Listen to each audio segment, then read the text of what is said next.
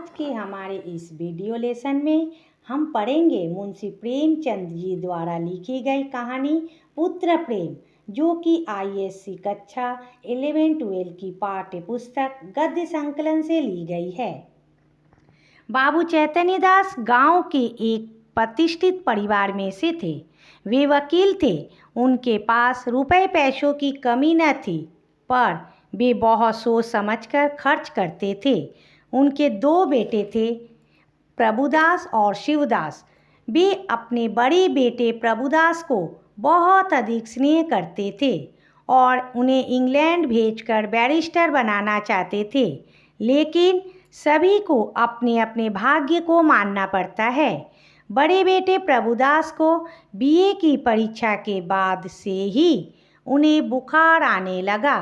लगभग 1 महीने तक नियम के अनुसार दवाई करने पर भी बुखार नहीं उतरा। तब उनके पिताजी ने दूसरे डॉक्टर से इलाज शुरू किए। इलाज करते करते डॉक्टर को शक हुआ। तब उन्होंने कहा कि हमें लगता है कि प्रभुदास को तपेदिक हो गया है। चैतन्य दास को यह विश्वास नहीं हुआ। तभी डॉक्टर ने कहा, अभी इसका असर फेफड़ों तक नहीं गया, इसे अच्छे सेनेटोरियम में भेज दिया जाए तो 3-4 महीनों में वे स्वस्थ हो सकते हैं, लेकिन उन्हें मानसिक परिश्रम से बचाना होगा। चैतन्य दास की आशाओं पर पानी फिर गया। धीरे धीरे प्रभुदास की हालत और बिगड़ती गई और वह जीवन में निराश होने लगा।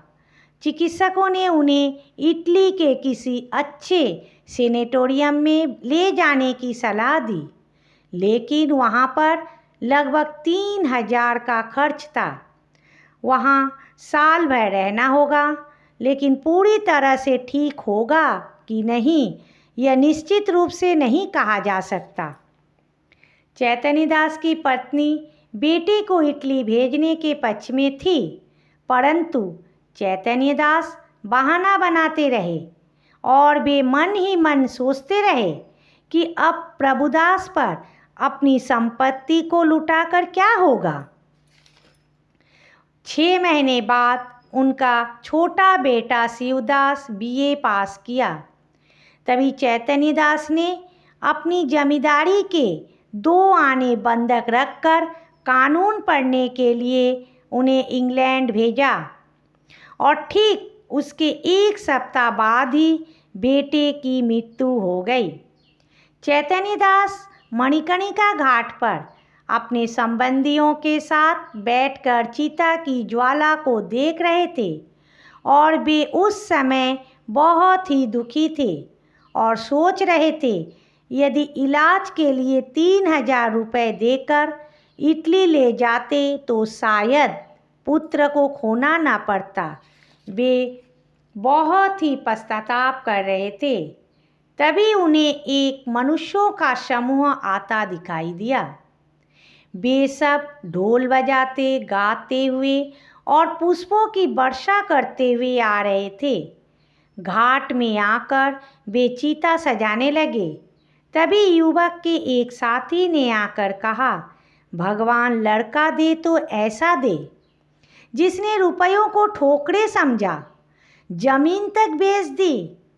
उनका कहना था कि जिंदगी रही तो फिर कमाऊंगा, पर मन में कोई दुख तो नहीं रहा।